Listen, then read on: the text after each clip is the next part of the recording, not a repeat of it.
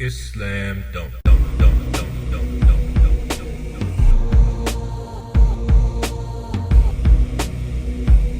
بسم الله والصلاة والسلام على رسول الله محمد عليه أفضل الصلوات والسلام. Welcome to Islam Dunk, Journey of Faith 2009. Our guest today is Shaykh Said Rageah. Assalamu alaikum, Shaykh. Alaikum How are you? assalam wa rahmatullah. How was a long day for you, right? Long weekend. Alhamdulillah. Yeah. Sir, if you can just start off by telling us a little brief explanation about yourself, your background, what are you an expert in? What do you concentrate more in religion? I was born in Somalia. MashaAllah. And I was raised in Saudi. Then I came to the States. Then I came to Canada. Here I am. But how long you live in Toronto or? I've Okay. been in Toronto for quite a while. MashaAllah. But this is what happened. I came to Canada, then I didn't like Toronto. It was winter time. So what I did, I said, let me move. So I moved to a small city called Welland, Ontario. MashaAllah. This is like 3 hours from here, if I can remember correctly. And apparently I was the only black person there. No one else. Really? And the people used to come at the lunchtime. The school had 1,200 students. And lunchtime, my table was like packed. And they was, where are you from? And they're like, where are you from? And I was like, is anything coming off him? You know, I think it was fun. And then I'm from Somalia. Where's Somalia? Sorry. You have to explain to them. But it was fun. I really enjoyed it. I'm sure they were very friendly people. They were very nice. I still remember, except the basketball coach. Oh yeah. You know, the whole the coach, the assistant coach, the team, all of them were Italian. MashaAllah. So I didn't speak. So that was a different experience for you. What do you like more about Islam? What really attracts you to Islam the most? You know, I'll tell you something that Right. I never mentioned this to anyone. Okay.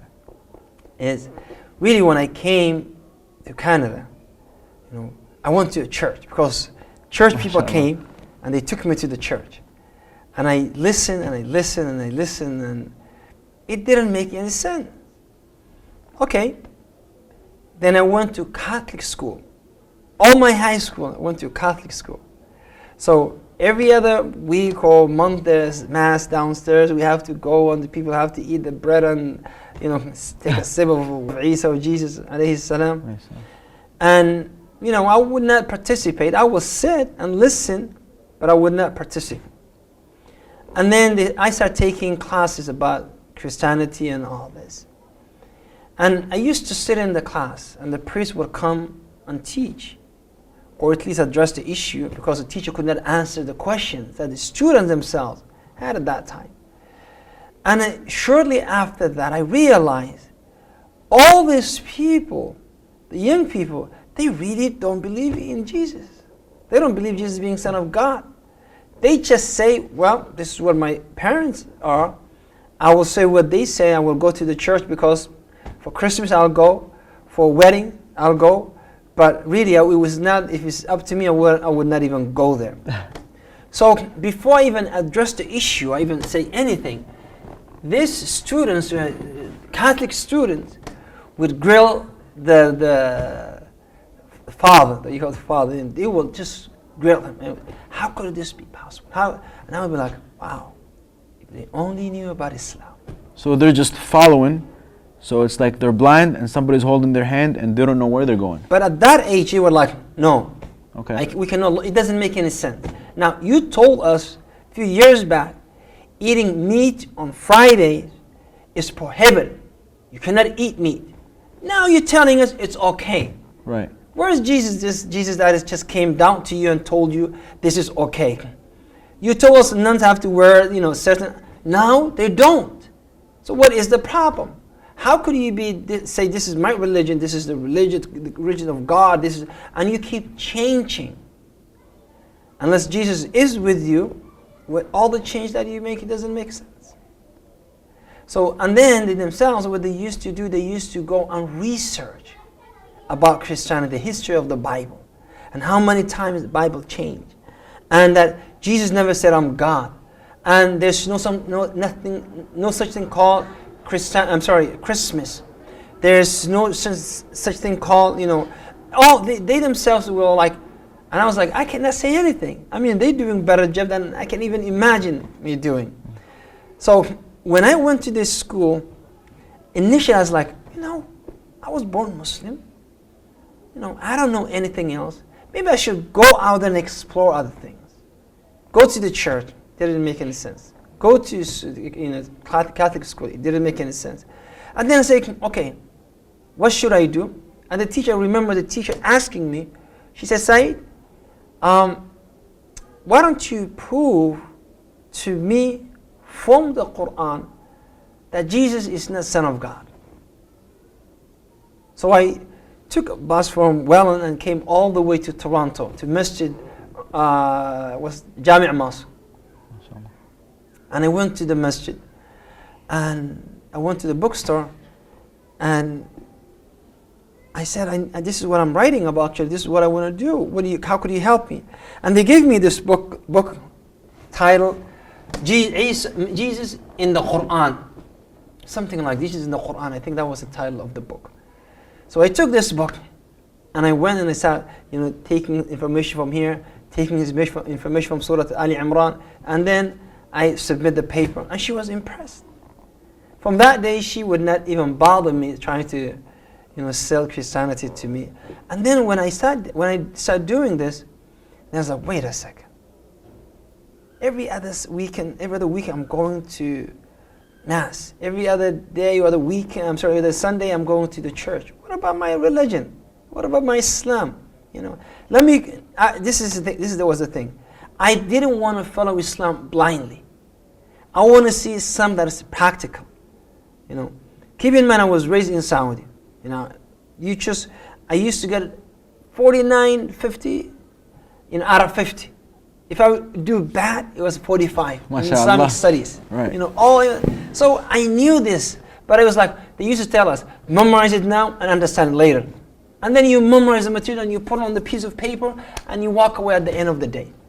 So when I came here, it helped, but it really did not answer my questions. So I said, well, let me do my own research. Let me read about Islam more and compare that to Christianity. And then I came to the conclusion, there's no comparison. Because Islam is a religion that you can really take it to the lab and say, okay, this is your Quran, let me prove you wrong. Or let me prove you this is from the Quran. And then I started reading the miracles of the Quran, that God talked about mountains before any of these scholars came and said, well, this is what the purpose of the mountain. God talked about, the water, the sea water that will never meet. God talked about the clouds, the weather. Moon. God talked about the human embryology in the Quran. All of this was just discovered recently. Right. And we had it 1400 years ago. And we did not even think about translating the material to the non-Muslim and say, wait a second. Instead of you coming and wasting 15 years of your life and say, oh, I did all these experiments and I did all this study. It's right here. Right in our book. Right. In our book right here. Right. We didn't do this. So when that came from a kafir and say, this is how human development goes, this is the stages. Oh, no. Let us show you. And then the people are like, no, you guys just doing what it goes. Right, and what people don't understand out there, you need the scientific lab to know that, like, for example, the water that will never meet in the same sea. And the Prophet, peace be upon him, Muhammad ﷺ, back then, didn't have calculators, didn't have nothing. So how can you deny if the proof is there? Allah says in the Quran, bring your proof. And the proof is there. This proof is there. There was a lady, I don't know if you heard, she read the hadith that the Prophet said, this is Bukhari, the Prophet said, if a fly lands on your drink and you still want to drink that drink for some reason, maybe this is the only thing you have, you don't feel, he said, don't just grab the fly and throw it away, but dip it. Now, common sense, like, wait a second, it's a filthy fly. Why would I even dip it in my drink and then say, oh, now I can drink, And then he explained, and he said, the two wings of the fly, one carries all the germs, and the other carries the cure of that disease. So when the fly is dying, it makes sure that it saves the wing that carries all the cure. So it dips the wing that has the disease. So if you want to drink, well, you got to dip the other wing to cancel that. American lady, she said, that is, BS, as they say. That doesn't make any sense. Get away from me. And she went to the lab. She was a doctor. She went to the lab and she did everything. And she came back out of that lab saying, Ashhadu an la ilaha illallah wa ashhadu anna Muhammad Rasulullah. Because it's straightforward, it's plain and simple. This is what Islam is. This is how we should be. Practice it. And the unique thing about Islam, the most sophisticated person on this earth can practice. And the man who lives under a tree, simple man, who doesn't know anything but the sun rises from the east and goes from the west, and there are a few goats and all can eat, and nothing else of civilization. Both of them can practice Islam exactly the same. So it's not only for certain group. When I used to go to the church, the guy who was giving me da'wah, he was telling me, I'm sorry, there's no black church here. And I'm like, so? I didn't understand, because I was like, masjid, whether you're black or white or green or purple or whatever, you want to pray, Bismillah, foot to foot, shoulder to shoulder. As a matter of fact, make sure that we, feet are touching, and toes are touching, and heels are touching. And I want to feel you. I want to feel that brotherhood. But here it's like, you're black, you're white, you go to this church and you go to this church. Here in Islam, it's not that. Islam is like, how righteous you are. And if you're righteous, then you're closer to your Creator. If you're a wicked person, evil person. Yeah. So in Islam, just people understand the view the Shaykh brought. We have no racism in Islam. More faith you have, the more you are closer to God. Of course, God likes you more. That's how you are a better person. If you're black, white, purple, green, there is no difference between you and anybody else, because we are all descendants of Adam alayhi salatu wasalam. There is no difference between anybody else. Shaykh, I just wanted to ask you, I see a lot of youth are coming to Islam now. They're hungry for knowledge. Islam is attracting them.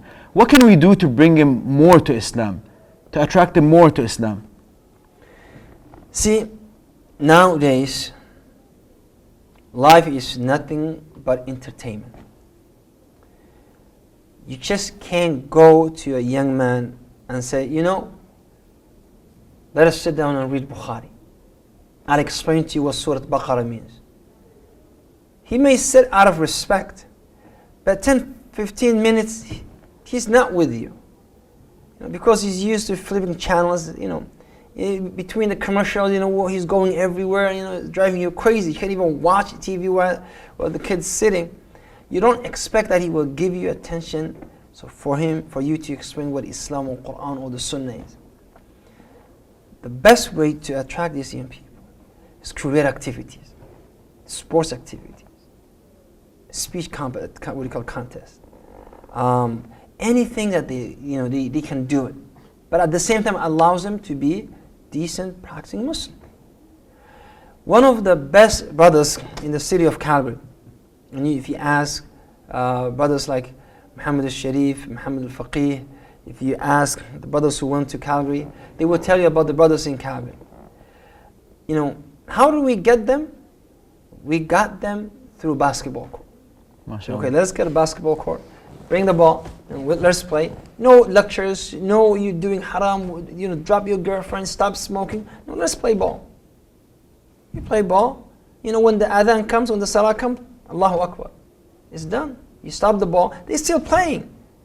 But when they see you doing that once or twice, I guarantee you the third time, either they will have respect and stop the ball until you finish praying, or, which is 75%, they will join you. Now look, you enjoyed yourself, they enjoyed themselves. You didn't have to explain to them what Islam is, just simple things. Therefore, if we just have more activities for the youth, and let us stop, no disrespect, but the camps and massages they're doing is pointless. It's just a babysitting program for the weekend.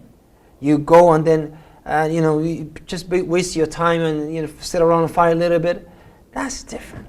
See, when we came up with the program, and we started 2 years ago.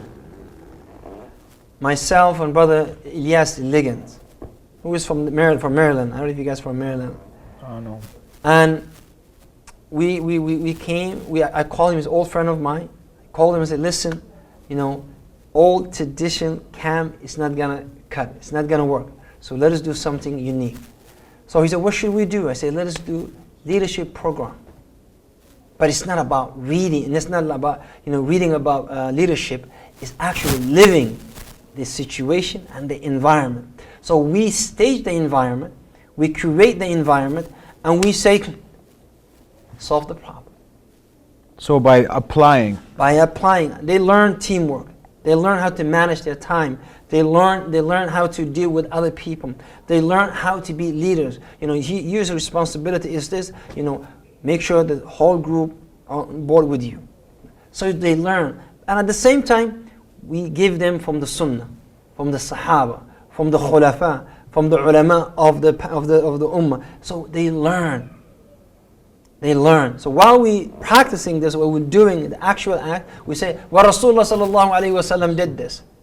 Rasulullah came to Rakana and he wrestled. Now let us see what you can do. Rasulullah sallallahu alayhi wa sallam, we just go and we do everything based on the Sunnah. MashaAllah. Not in an extreme way that you say, oh, there's a booth, none of that, but according to the Sunnah. So you wanna show them how it's done, and with little spices, a little more fun, right? Little more fun. And I guarantee you, the guys when they come back, it's only for the brothers, unfortunately. Right.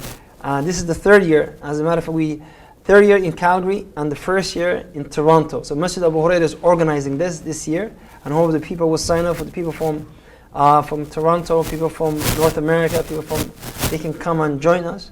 Is the second weekend of August, and it's beautiful. And I guarantee you, the brothers and sisters, the brothers would enjoy it. No sisters. No sisters. Just brothers. Just brothers. Before we close, what would be your advice to the youth, Sheikh, these days, especially in the Western country where we live right now? In this society, we have to be part of the society. We understand we were born, some of you were born here, some of us were raised here. We have to be part of the society. But people like to see something unique. If everybody's wearing jeans and you come and you wear some normal pants, it's like, oh, that's unique. Right. Jeans is no longer unique. In Saudi, if you go where everybody's wearing thobe, and white thobe most of the time, summertime, and you start wearing red thobe, now that's stand out. So here, the youth should not try to follow these people, especially these thugs and gangsters, and they should not follow them. They should stand out and say, well, you guys going that direction, I'm going this direction. To follow is the attribute and what do you call it? The attitude of failures, losers. To lead is what we're asking them. So if everybody going left, you go right. And this is what being Muslim youth is all about. So these young people have to understand, when you dress like them, they won't respect you. When you talk like them, they won't respect you. Because there are literally millions of you. But the moment that he said, this is my kufi, it's not fard, but I love it, and it's a sign of Islam, and there's, oh, he's different. He's not wearing baseball, he's wearing a kufi. Teach like me, that. what do you do? What do you do? Right. And then these guys, they lost. 5 people accepted Islam here today. MashaAllah. And all of them are young. I'm talking about 18, 19, 21, 17. They're young. And they're coming back coming from darkness, and they're coming to the light of Islam. And our youth, some of them, because lack of education and knowledge, they think, oh, it's so dark, it must be something, excited, let me go. But it's nothing but, hellfire. So they have to be independent. If you, as Allah subhanahu wa ta'ala said, وَلَن تَرْضَ عَنْكَ الْيَهُودُ وَلَا النَّصَارَى حَتَّى تَتَّبِعَ مِلَّتُهُمْ. They will never be pleased with you until you follow their religion. So be different, stand out, be who you are, and don't be afraid of anyone or anything. Don't fear nothing but Allah subhanahu wa ta'ala. Shaykh Said, I want to thank you for taking the time to join Islam Dunk. Thank you very it's a much. pleasure to see you. Inshallah, we'll see you next year. Get some rest, brothers. Inshallah. Our viewers, thank you for tuning in to Islam Dunk at the Journey of Faith 2009. And my last words to you, Assalamu alaikum wa rahmatullahi wa barakatuh.